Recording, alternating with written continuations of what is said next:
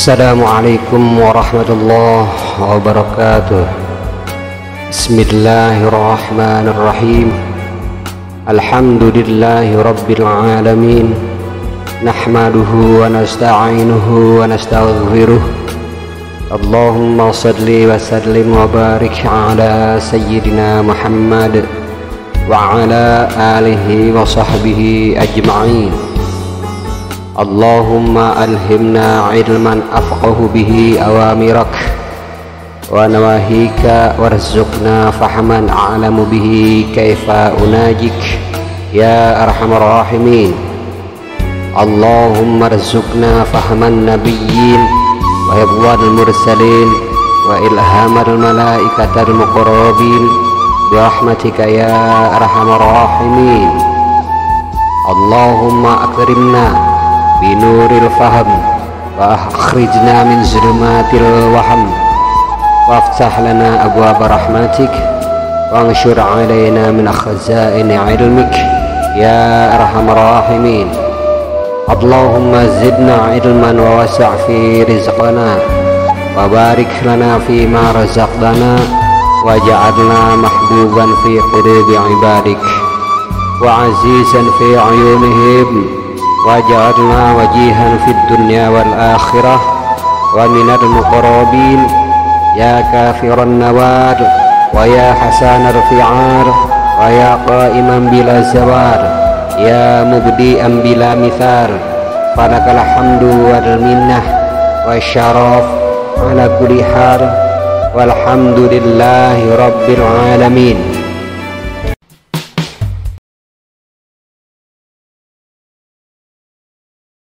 Assalamualaikum warahmatullahi ta'ala wabarakatuh. A'udzu billahi minasyaitonir rajim. Bismillahirrahmanirrahim. Alhamdulillahi rabbil alamin. Nahmaduhu wa nasta'inuhu wa nastaghfiruh. Allahumma shalli ala sayyidina Muhammad wa ala alihi wa sahbihi ajma'in. Amma ba'd. Alhamdulillah, kita berjumpa kembali. Kali ini kita akan membahas tentang agar kelahiran anak menjadi cantik jika perempuan atau tampan jika laki-laki. Walaupun beberapa ahli zuhud dan orang-orang saleh terdahulu menyampingkan hal ini, tentu berbeda dengan pandangan kita sebagai orang awam. Ada beberapa orang yang memang ingin menghendaki anaknya menjadi cantik atau tampan. Kenapa saya katakan bahwa beberapa orang terdahulu, zaman sahabat atau tabi'in atau tabi'an tabi'in, bersikap seperti itu karena dulu pernah terjadi Sayyidina Umar dalam satu riwayat pernah mengusir orang yang terlalu tampan sehingga maksudnya bukan sehingga mengusir orang yang terlalu tampan karena dikhawatirkan akan menjadi fitnah di kalangan para wanita.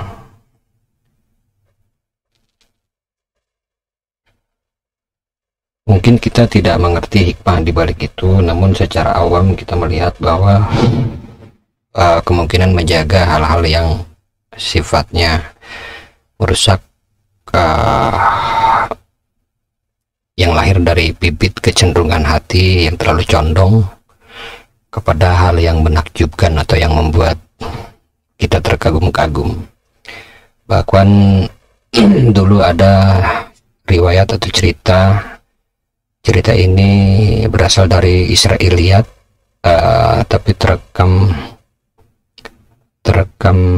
di beberapa kitab para ulama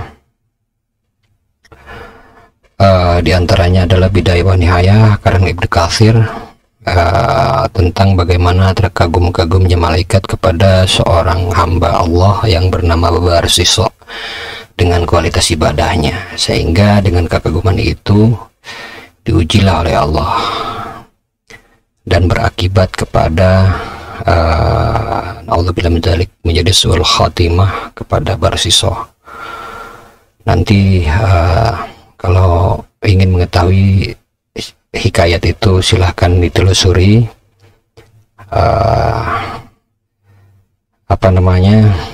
di sini mungkin ada beberapa versi, saya coba dari Google ya, kisah tentang Barsiso.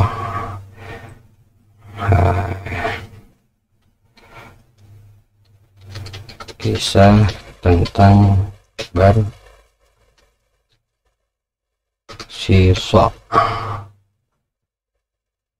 bersisa atau di sini. Nah, ini dia ahli ibadah yang menyembah iblis menjelang mati. Baik, nanti saya komentari juga. Ini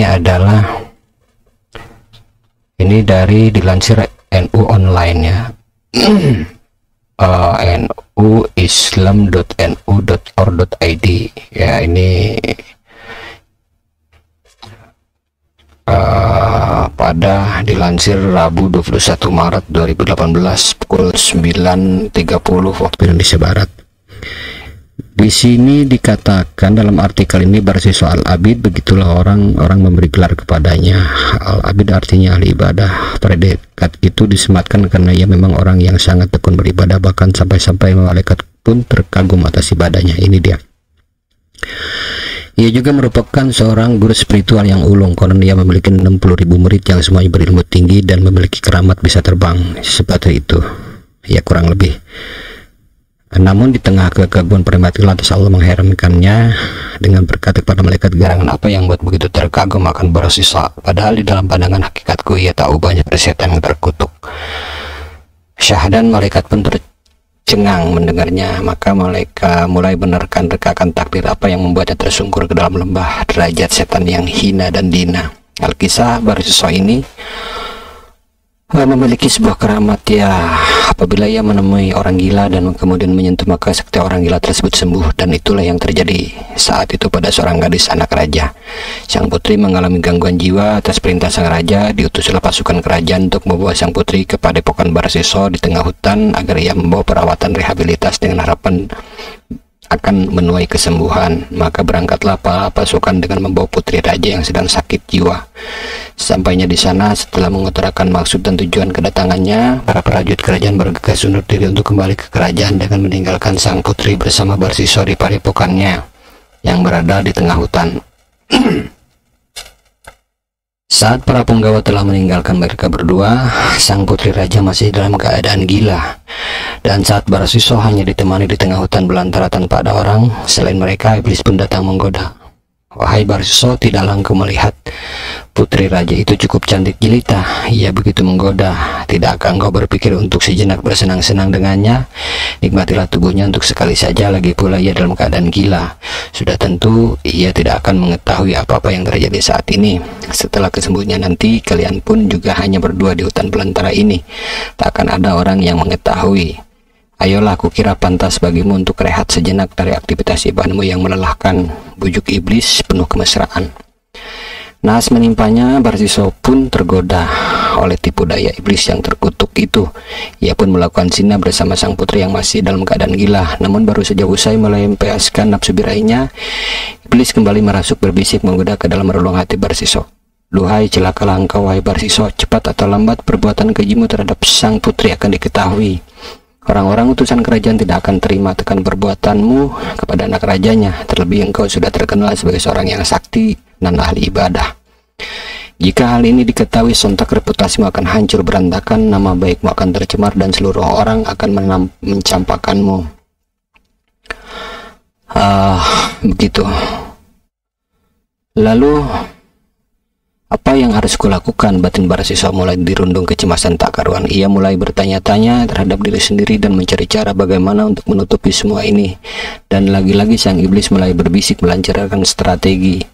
Sudahlah, bunuh saja wanita itu, kemudian kuburlah ia dalam-dalam di atas gundukan pasir. Dan jika para utusan kemari untuk menjemput sang putri, bilang saja bahwa ia telah sembuh dan pamit untuk kembali ke kerajaan seorang diri, maka semuanya akan beres. Kalaupun ia akhirnya tak kembali, engkau tak akan disalahkan. Mereka pasti mengira bahwa sang putri telah mati tertikam atau diterkam, ya ini maksudnya, binatang buas di tengah perjalanannya menuju kembali ke istana. Bodohnya Barsiso pun kembali mengiyakan tawaran iblis yang seakan-akan penuh kompromi tersebut. Dibunuhlah sang putri olehnya dan kemudian ia dikubur dalam-dalam hingga sekiranya tak seorang pun mengira ada mayat di bawah sana.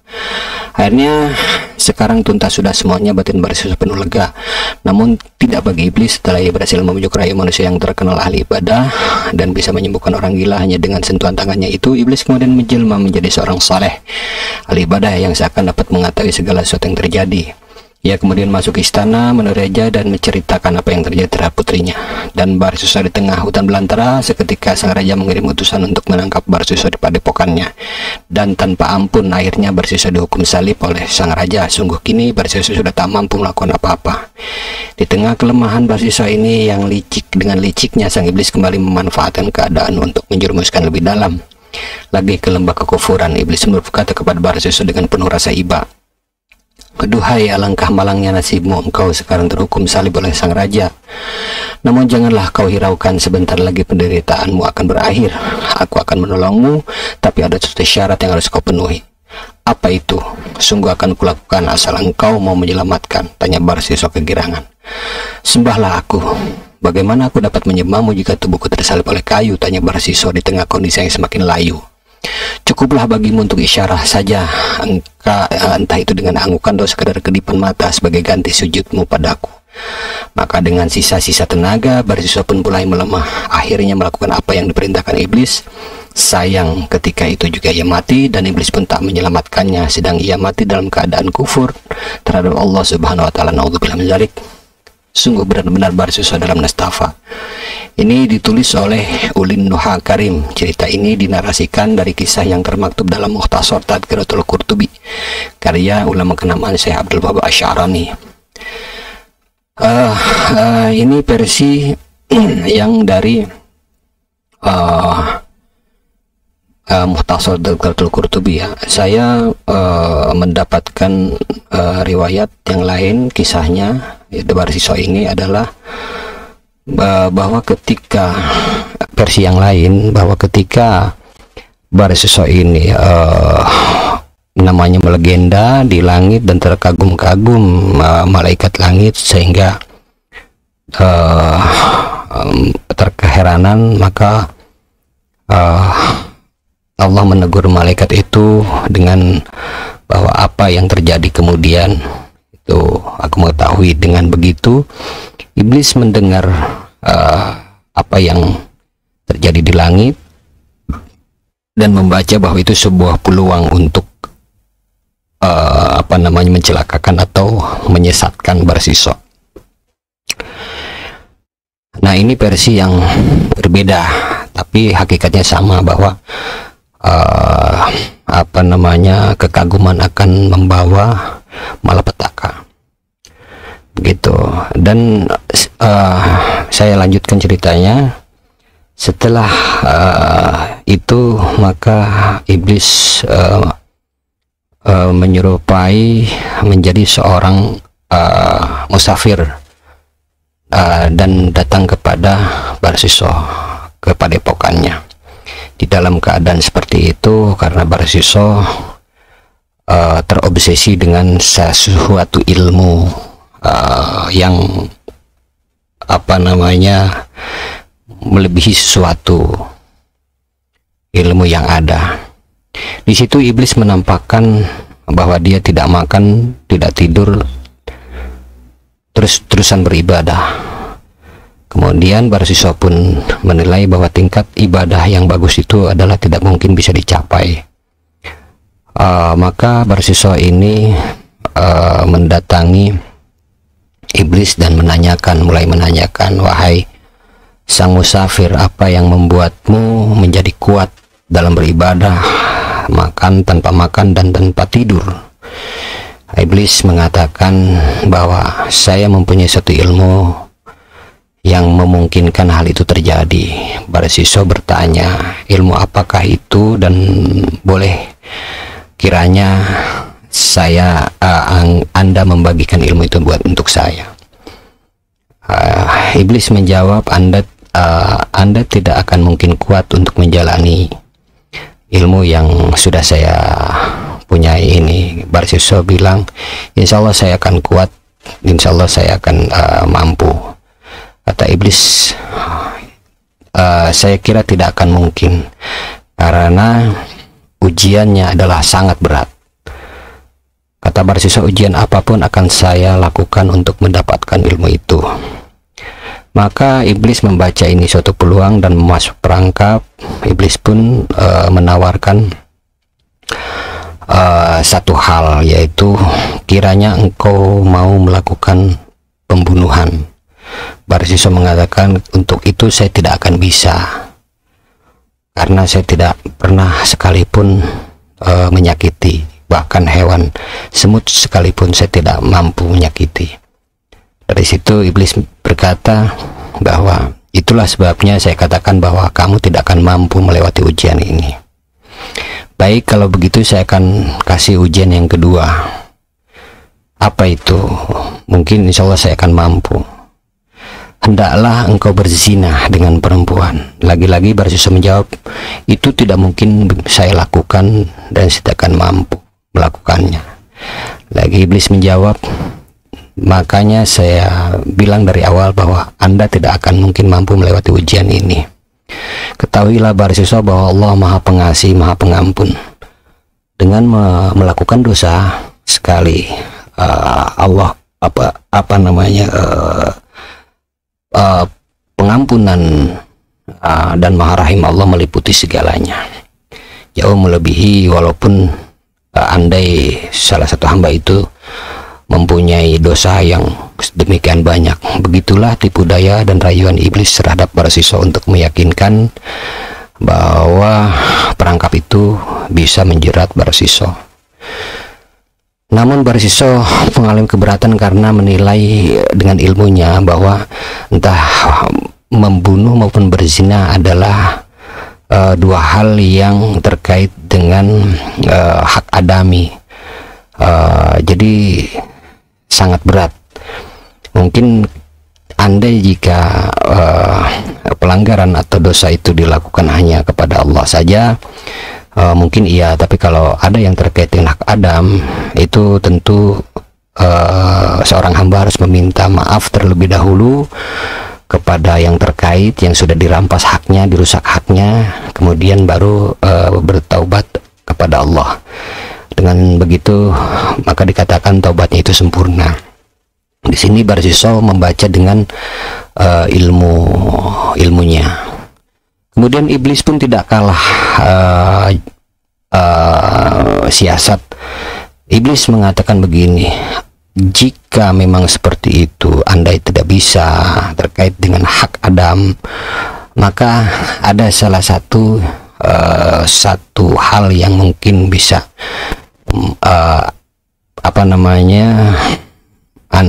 bisa Anda mampu lakukan. Apa itu, kata Barsiso?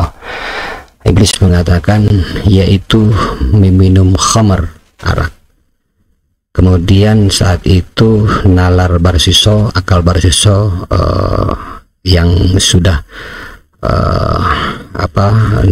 terkontrol dengan nafsu ambisinya, karena ingin menaikkan derajatnya dalam sisi rohani dan sisi jasmani. Barsiso mengatakan, kalau hanya meminum khamar saya sanggup, karena penilaiannya adalah khamar itu adalah hanya merugikan diri sendiri dan hanya bermaksiat kepada Allah. Tidak ada perampasan hak adami, tidak ada penzaliman di dalamnya, dan itu membuat alasan Barsiso menguatkan menyulitkan untuk menyanggupi hal itu gitu. Dan itu iblis sangat paham, karena iblis pun ahli ilmu dulu. Sebelum menjadi iblis itu adalah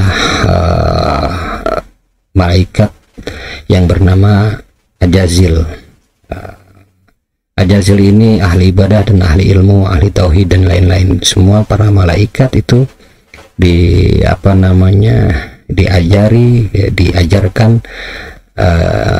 oleh Ajazil ini. Maka dari segi keilmuan, iblis sudah tentu lebih unggul. Yang menjadi kelemahan iblis adalah karena kekufurannya saja dalam hal menyikapi perintah dari Allah untuk bersujud kepada Nabi Adam alaihissalam. Kemudian Barsiso menyanggupi syarat yang ketiga ini untuk memperoleh ilmu yang konon kata iblis mampu memungkinkan untuk beribadah tanpa tidur dan makan. Begitu. Maka datanglah Barsiso ke suatu kedai minum di sana yang tersembunyi, dan tidak ada satu orang pun yang melihat ketika meminum arak.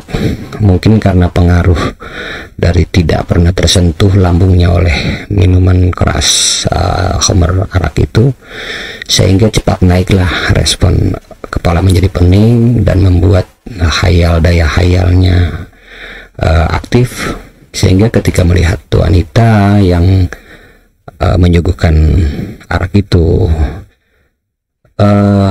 maka terbesitlah pikiran untuk memenuhi syarat yang kedua dari iblis, yaitu untuk menzinahinya, karena sudah tidak terkontrol lagi kesadarannya. Maka terjadilah perzinahan di situ oleh Barsiso kepada pemilik kedai yang perempuan itu. Ketika telah terjadi perzinahan di situ, ternyata ada salah seorang anak kecil melihat, dan biasanya anak kecil itu akan mengatakan yang jujur ketika orang yang bertanya. Nah, di sini pikiran Barsiso, walaupun kesadarannya sudah hilang, pikiran akalnya itu masih jalan, tapi rusak, tidak normal. Berpikir bahwa ketika anak ini kalau ditanya atau dia akan memberitahukan perbuatannya zina itu, dia akan celaka. Maka kemudian dia berpikir ulang bahwa ini adalah kesempatan untuk memenuhi syarat yang pertama itu. Jadi 3 syarat yang iblis ajukan untuk memperoleh ilmu akan didapat dengan pikiran seperti itu. Nah, pikiran ini lahir daripada hawa nafsu dan ambisinya. Maka terpancinglah pikiran itu ke arah hal yang seperti itu. Maka dibunuhlah anak itu sehingga genap sudah 3 syarat ini dipenuhi oleh Barsiso. Kemudian datanglah beberapa orang ke situ, karena di situ kedai. Dilihatnya Barsiso telah membunuh, kemudian berzinah pun ia. Maka semua orang-orang situ, ahli kampung, membawanya dan kemudian memasungnya karena atas pembunuhannya. Setelah disalib. Setelah disalib kemudian iblis datang. Iblis datang kepada Barsiso, baru bertanya kepada Barsiso, apa yang terjadi dengan Anda sampai seperti ini? Nas, dia bilang, saya terpergoki oleh warga dan seperti inilah nasib saya.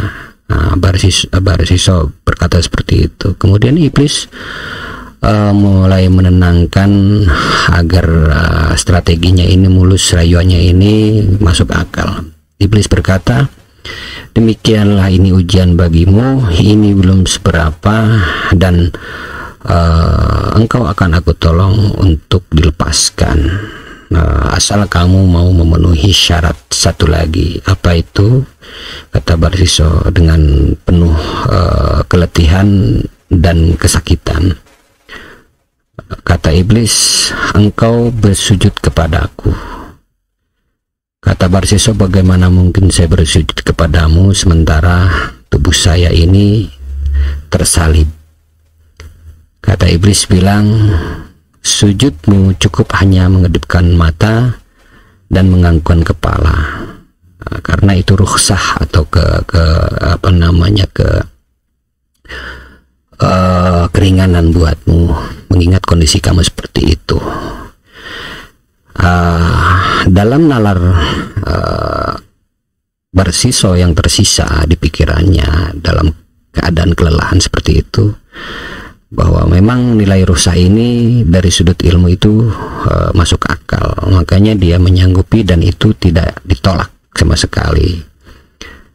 Barsiso bilang, baiklah, saya akan melakukannya. Ketika mulai mengedipkan mata dan menundukkan kepala dengan niat bersujud kepada sosok di depannya yang notabene adalah iblis, saat itulah malaikat Azrail pencabut nyawanya dari Barsiso. Nah, demikianlah itu kisah yang saya dapatkan dari manapun ini kisah ini. Salah satu dari keduanya ini adalah hikmahnya bahwa nilai kekaguman kepada sesuatu selain Allah itu akan membawa malapetaka bagi diri yang dikagumi, bukan orang yang kagumnya. Jadi yang dikagumi, kita seandainya dikagumi orang dengan sesuatu, entah ilmu, entah materi, entah apa, entah anugerah yang lain, itu akan membawa dampak yang kurang baik. Maka syariat agama itu menjaga dengan hal ketika kita melihat sesuatu yang membuat kita kagum, maka kita bertasbih mensucikan nama Allah Subhanallah, seperti itu. Hikmahnya adalah agar baik yang kita lihat itu tidak tercampur dengan kesyirikan secara kekaguman. Maksudnya tidak menduakan kekaguman kepada makhluknya. Kekaguman itu hanya milik Allah, seperti itu. Hal-hal yang sifatnya tinggi, mulia, khusus buat Allah. Makanya kita kembali lagi kepada alhamdulillah, segala puji bagi Allah, puji. Terus tadi juga adalah tasbih mensucikan Allah. Itu adalah bagian daripada istighfarnya atau kifaratnya sesuatu yang membuat kagum. Begitu, demikian. Jadi beberapa ulama ada yang menjaga hal itu agar kekaguman itu jangan sampai terlihat orang sehingga akan memungkinkan, kecuali hal-hal yang seperti itu tidak ternampakkan. Walaupun ada beberapa ulama seperti Imam Abu Hanifah menganjurkan untuk menampakkan nikmat dari Allah, itu adalah berangkat daripada niatnya, sehingga ketika pun ditampakkan kepada orang itu tidak akan membuat kagum secara yang merusak, tapi kagum secara yang membangun, dalam artian betapa mulia Allah menganugerahkan, seperti itu. Makanya balik lagi pada niat masing-masing. Innamal a'malu binniyat. Bahkan dalam kitab Arba'in dikatakan bahwa hadis tersebut beberapa ulama mengatakan itu sepertiga agama di dalamnya, begitu. Jadi saking banyaknya yang terkandung dalam niat. Jadi kembali lagi pada niat, begitu. Baiklah, ini agar balik lagi kepada pembahasan agar kelahiran anak menjadi cantik dan tampan, sehingga kita tidak berkecil hati. Mungkin sebagai orang awam kita sangat menginginkan, maka barang siapa yang menghendaki anaknya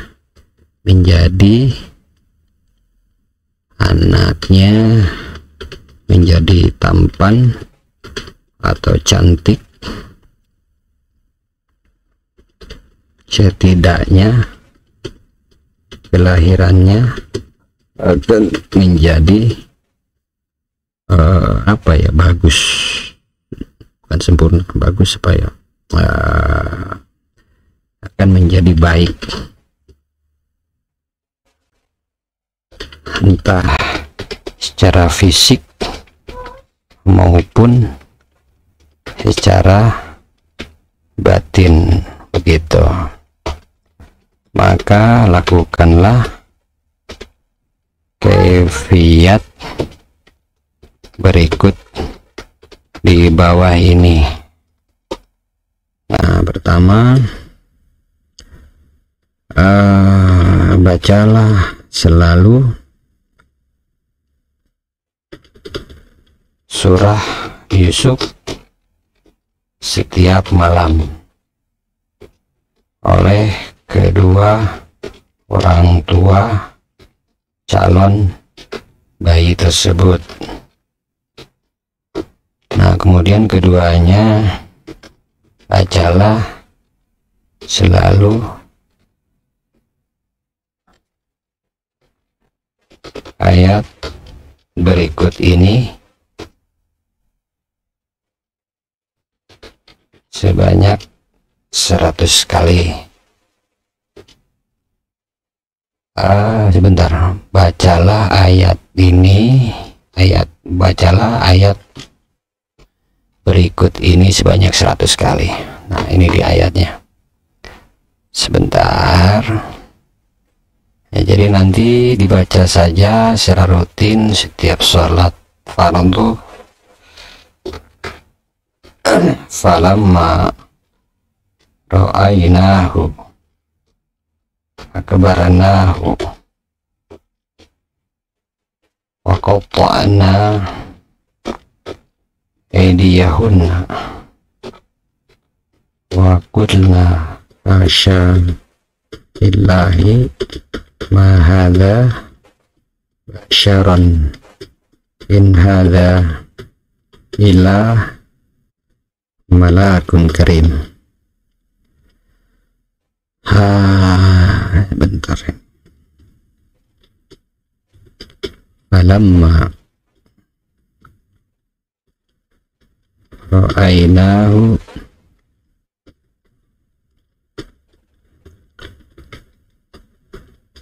akabaranahu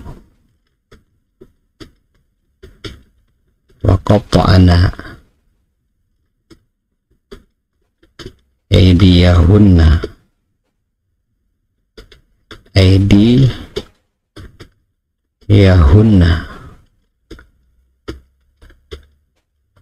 wa qulna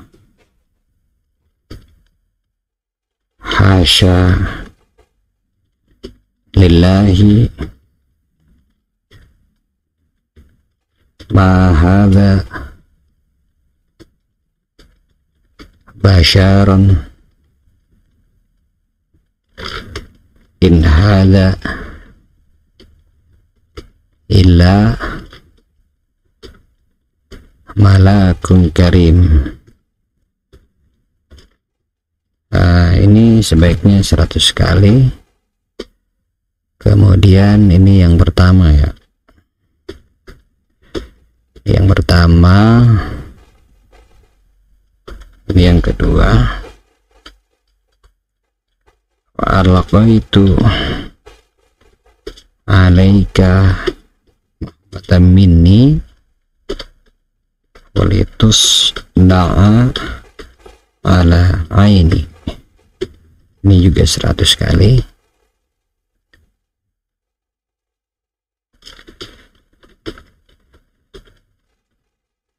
Wa alqaitu alaika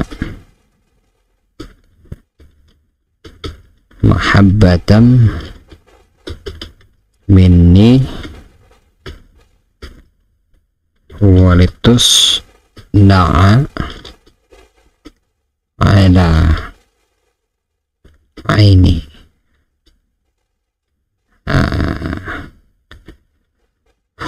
Kemudian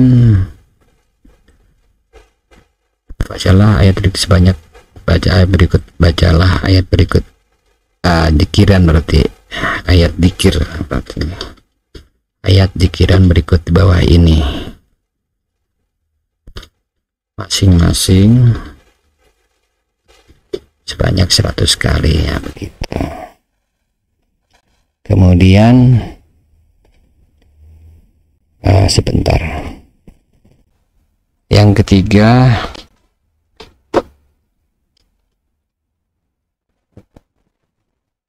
bacalah ayat tersebut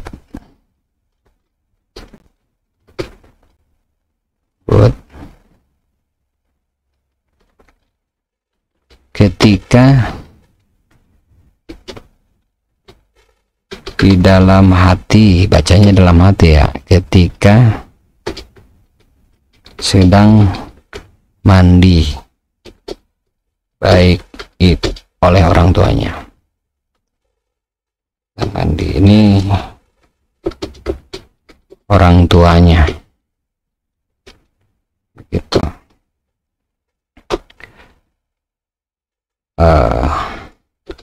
Lakukan kaifiat tersebut atau wirid ya,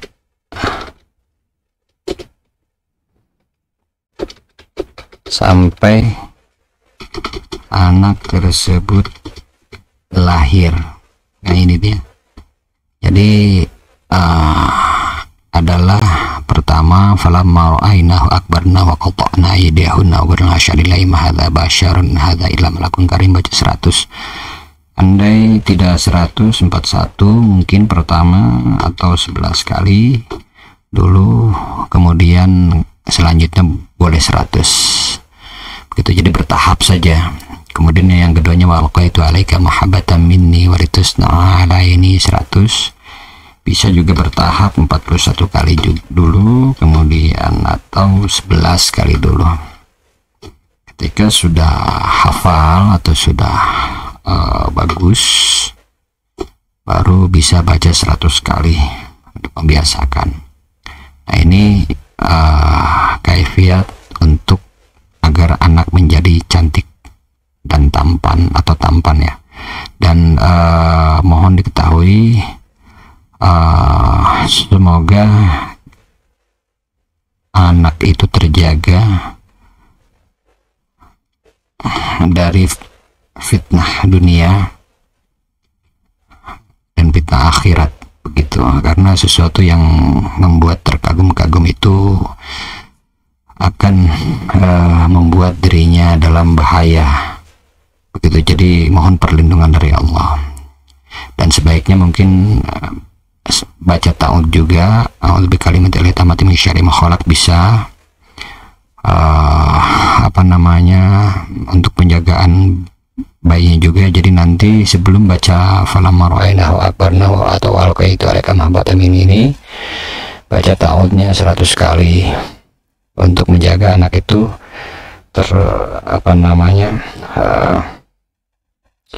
teruji atau diuji oleh ketampanannya atau kecantikannya, begitu. Lalu kemudian setiap mandi orang tuanya ini membaca falamma ra'aynahu akbarnahu wa qata'na aydiyahunna wa asyhadu ma hadza basyarun hadza malakun karim. Terus juga ketika kalau perempuan biasanya kosmetik ya, kosmetik ketika memakai foundation atau bedak, baca falamma ra'aynahu akbarnahu wa qata'na aydiyahunna, berulang-ulang. Bedanya kalau dalam ketika mandi, kalau tempat mandi itu ada WC-nya, harus dibacanya dalam hati. Kecuali tempat mandi itu tidak ada WC-nya, silahkan jahar atau dibaca dengan keras yang sekiranya terdengar oleh kita, begitu. Karena di tempat mandi yang tidak ada WC-nya itu boleh membaca ayat.